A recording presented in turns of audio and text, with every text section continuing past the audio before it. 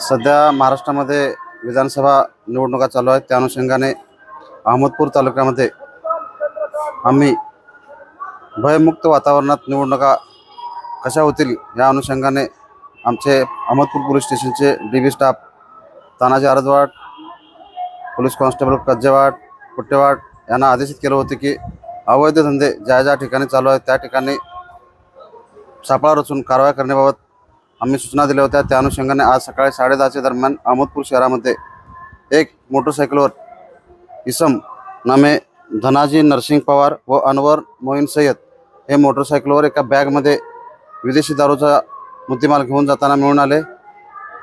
त्यांना नावगाव विचारलं असता त्यांनी जानवळ येथील असल्याचे सांगितलं आहे आणि सदरचा माल हा कोणासाठी घेऊन चालला ते विचारलं असता सदरचा माल हा त्यांनी तानाजी कर्डिले राहणार जानवळ यांचा असल्याचे सांगितलं आहे। सदर बॅगची कसून चौकशी केली असता पाहणी केली असता त्या बॅगमध्ये 20 रॉयल स्टॅगच्या बॉटल 3800 रुपये, IBच्या 40 बॉटल किंमत एकूण 6400 रुपये, मॅकडॉलच्या एकूण 50 बॉटल साधारणतः 7500चा मुद्देमाल, त्याचप्रमाणे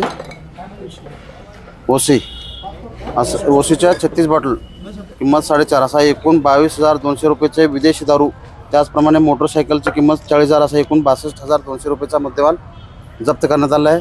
पुढील तपास तानाजी आरदवाड हे करत आहेत। माझे अहमदपूर नगरीतील सर्व नागरिकांना आव्हान आहे की कोणी अशा आमिषाला बळी न पडता भयमुक्त वातावरणात सर्वांनी निवडणूक मतदान करायचं आहे।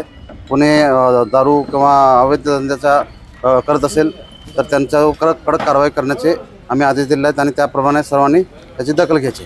जय हिंद।